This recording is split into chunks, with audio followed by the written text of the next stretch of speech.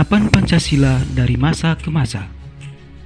Kedudukan Pancasila sebagai dasar negara dan pandangan hidup bangsa telah disepakati oleh seluruh bangsa Indonesia. Akan tetapi, dalam perwujudannya banyak sekali mengalami pasang surut. Bahkan sejarah bangsa kita telah mencatat bahwa pernah ada upaya untuk mengganti Pancasila sebagai dasar negara dan pandangan hidup bangsa dengan ideologi lainnya. Upaya ini dapat digagalkan oleh bangsa Indonesia sendiri. Meskipun demikian, tidak berarti ancaman terhadap Pancasila sebagai dasar negara sudah berakhir. Tantangan masa kini dan masa depan yang terjadi dalam perkembangan masyarakat Indonesia dan dunia internasional dapat menjadi ancaman bagi nilai-nilai Pancasila sebagai dasar negara dan pandangan hidup bangsa. Periode awal kemerdekaan 1945-1959. Pada periode ini, penerapan Pancasila sebagai dasar negara dan pandangan hidup menghadapi berbagai masalah. Ada upaya-upaya untuk mengganti Pancasila sebagai dasar negara dan penyimpangan terhadap nilai-nilai Pancasila. Upaya-upaya tersebut diantaranya pemberontakan Partai Komunis Indonesia PKI di Madiun pada tanggal 18 September 1948. Pemberontakan ini dipimpin oleh Musso. Tujuan utamanya adalah mendirikan negara Soviet Indonesia yang berideologi komunis. Dengan kata lain, pemberontakan tersebut akan mengganti Pancasila sebagai paham komunis. Pemberontakan ini pada akhirnya dapat digagalkan oleh Tentara Nasional Indonesia.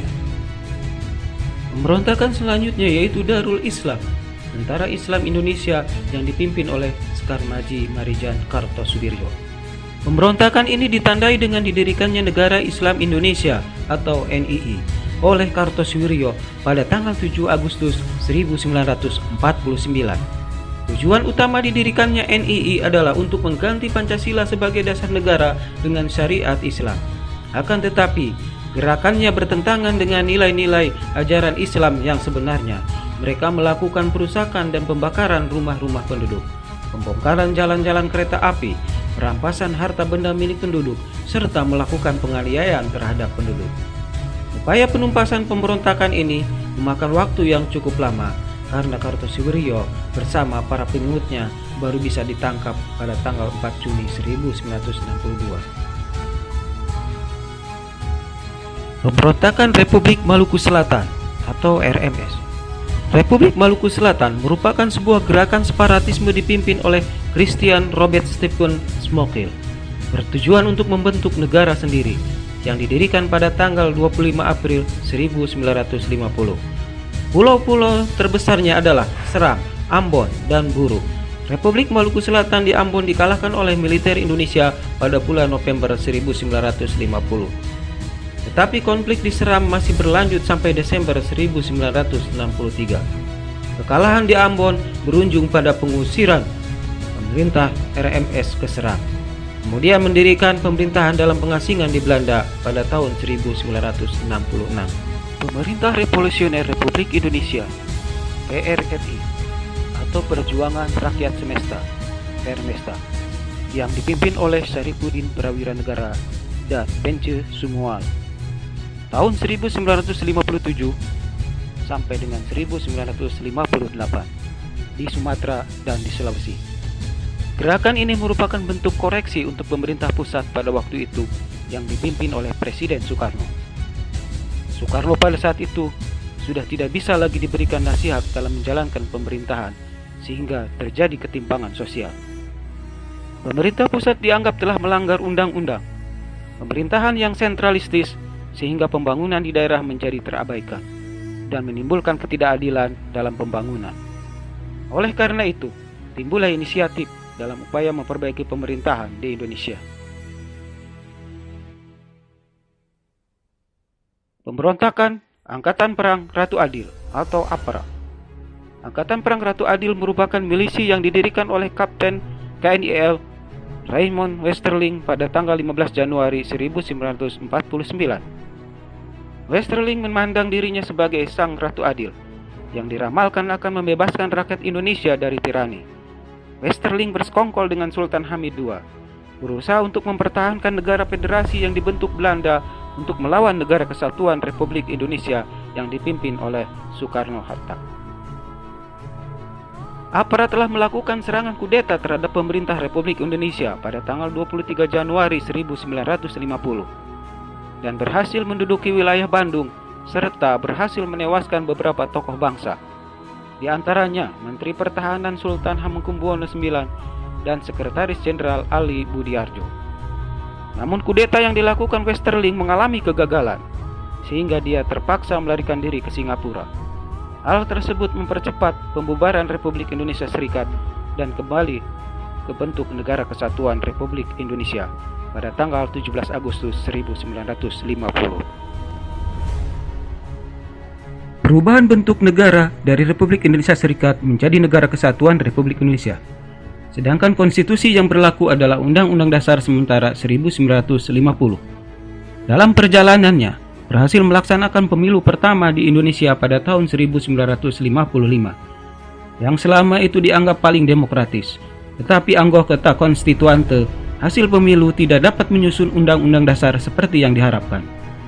Hal ini menimbulkan krisis politik, ekonomi, dan keamanan yang menyebabkan pemerintah mengeluarkan Dekrit Presiden 1959. Dekrit tersebut dikenal dengan Dekrit 5 Juli 1959 yang berisi membubarkan Badan Konstituante, Undang-Undang Dasar tahun 1945 berlaku kembali, dan Undang-Undang Dasar sementara tahun 1950 tidak berlaku. Serta segera akan dibentuk MPRS dan DPAS. Pada periode ini, dasar negara tetap Pancasila. Akan tetapi dalam penerapannya lebih diarahkan seperti ideologi liberal yang ternyata tidak menjamin stabilitas pemerintahan. Masa Orde Lama 1959 sampai dengan 1966. Pada periode ini dikenal sebagai periode demokrasi terpimpin. Demokrasi terpimpin merupakan sebuah sistem demokrasi yang seluruh keputusan dan pemikiran dalam pemerintahan negara berpusat pada pemimpin negara. Pemimpin negara saat itu adalah Presiden Soekarno. Demokrasi terpimpin dicetuskan oleh Presiden Soekarno karena banyaknya gerakan separatis yang menyebabkan ketidakstabilan negara. Tersendatnya pembangunan ekonomi karena sering terjadinya pergantian kabinet, sehingga program pembangunan yang dirancang oleh kabinet tidak berjalan secara utuh. Serta badan konstituante yang gagal menjalankan tugasnya untuk menyusun undang-undang dasar. Oleh karena itu, Presiden Soekarno mengeluarkan Dekrit Presiden pada tanggal 5 Juli 1959. Walaupun konstitusi negara sudah kembali menjadi Undang-Undang Dasar Negara Republik Indonesia tahun 1945, namun pelaksanaannya masih terdapat penyimpangan terhadap Undang-Undang Negara Republik Indonesia tahun 1945. Beberapa penyimpangan terhadap Pancasila dan Undang-Undang Negara Republik Indonesia tahun 1945, di antaranya Presiden Soekarno ditetapkan sebagai presiden seumur hidup berdasarkan TAP MPRS nomor 20 1963 yang menyebabkan kekuasaan presiden semakin besar dan tidak terbatas. Kemudian presiden mengeluarkan penetapan Presiden nomor 3 1960 tanggal 5 Maret 1960 yang membubarkan DPR hasil pemilu 1955.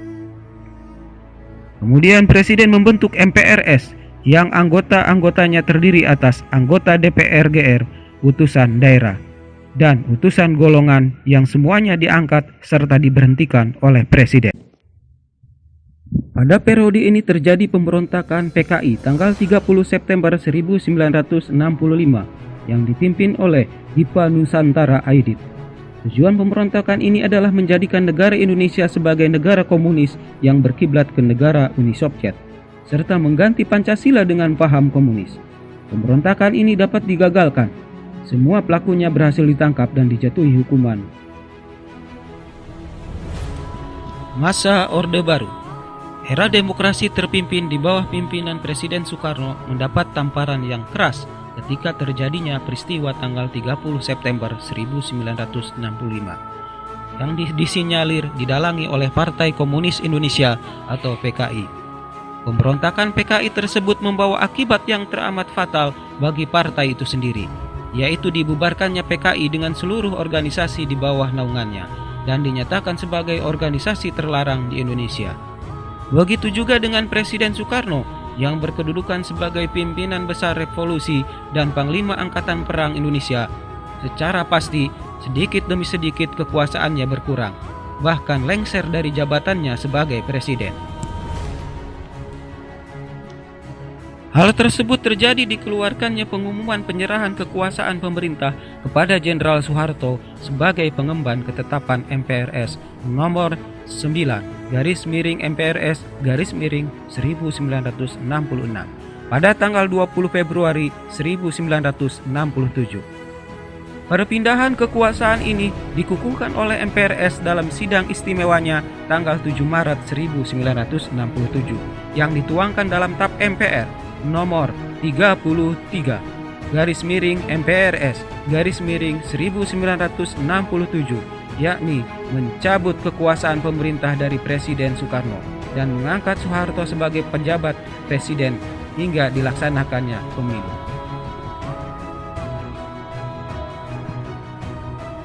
Era baru dalam pemerintahan dimulai setelah melalui masa transisi yang singkat, yaitu antara tahun 1966-1968.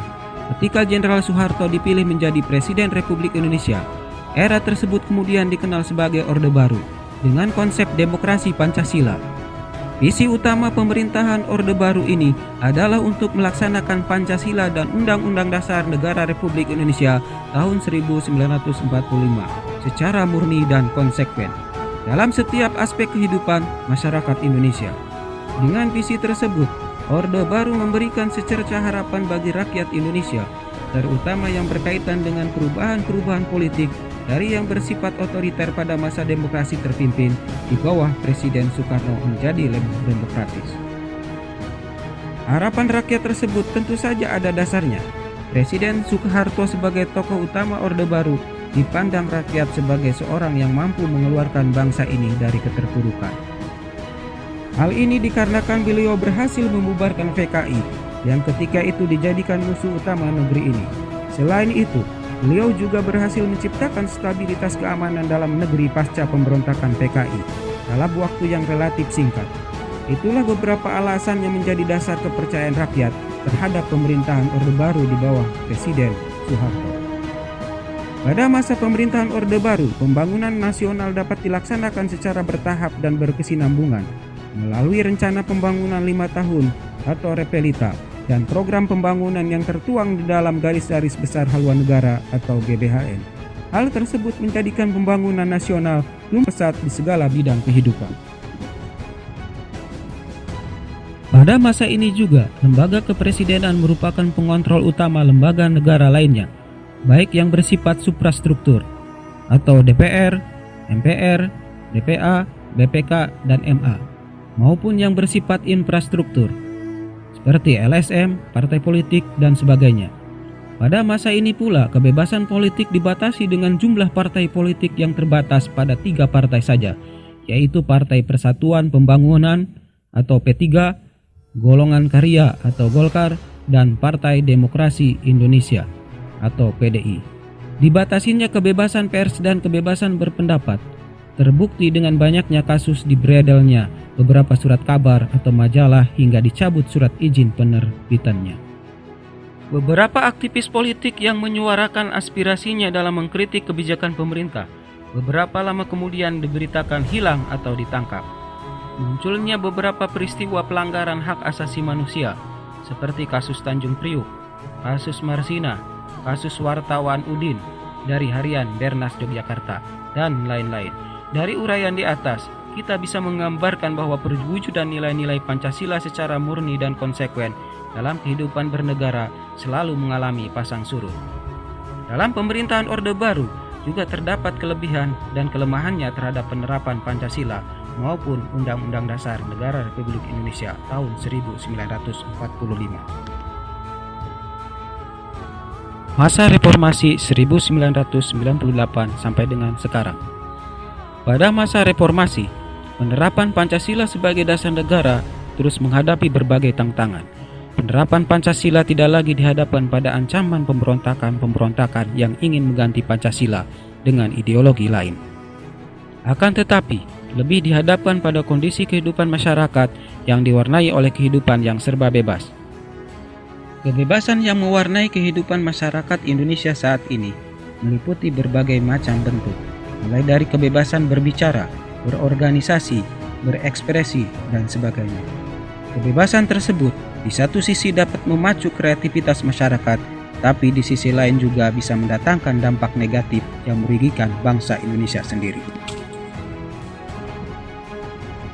Terdapat beberapa hal negatif yang timbul sebagai akibat penerapan konsep kebebasan yang tanpa batas, seperti munculnya pergaulan bebas, pola komunikasi yang tidak beretika, peredaran narkoba dan minuman keras, aksi anarkisme serta vandalisme, sehingga memicu terjadinya perpecahan dan penurunan moral. Tantangan lain dalam penerapan Pancasila di era reformasi adalah menurunnya rasa persatuan dan kesatuan di antara sesama warga bangsa saat ini. Hal ini ditandai dengan adanya konflik di beberapa daerah, tawuran antar pelajar, serta tindak kekerasan yang dijadikan sebagai alat untuk menyelesaikan masalah. Peristiwa-peristiwa tersebut dapat menimbulkan konflik antar warga dalam kehidupan masyarakat, seolah-olah wawasan kebangsaan yang dilandasi oleh nilai-nilai Pancasila yang lebih mengutamakan kerukunan telah berkurang dari kehidupan masyarakat Indonesia. Selain tantangan-tantangan tersebut, saat ini bangsa Indonesia sedang menghadapi pada perkembangan dunia yang sangat cepat dan mendasar. Seiring dengan berpajunya pembangunan bangsa-bangsa, dunia saat ini sedang terus dalam gerak mencari tata hubungan baru, baik bidang politik, ekonomi, maupun pertahanan dan keamanan. Walaupun bangsa-bangsa di dunia makin menyadari bahwa mereka saling membutuhkan dan saling tergantung satu sama lain, namun persaingan antar kekuatan besar dunia dan perebutan pengaruh masih berkecamuk. Salah satu cara untuk menanamkan pengaruh kepada negara lain adalah melalui penyusupan ideologi, baik secara langsung maupun tidak langsung. Kewaspadaan dan kesiapan harus kita tingkatkan untuk menanggulangi penyusupan ideologi lain yang tidak sesuai dengan Pancasila. Hal ini lebih penting artinya karena sebagian besar bangsa kita termasuk masyarakat yang berkembang. Cita-cita bangsa dan negara Indonesia dalam mewujudkan masyarakat Indonesia yang adil dan makmur berdasarkan Pancasila, Undang-Undang Dasar Negara Republik Indonesia tahun 1945